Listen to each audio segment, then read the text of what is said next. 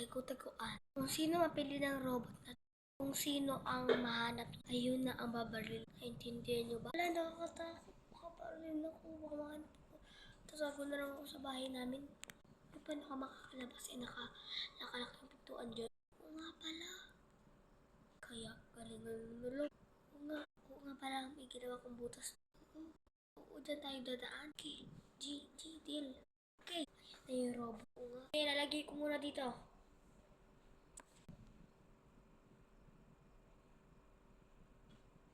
Okay, tatago na tayo sa oo nga, tara na. Bibilin daw siya ng 200. Oo nga, bilisan mo. Wait lang kasi ginawa kong butas. Oo, dapat nilakayan mo.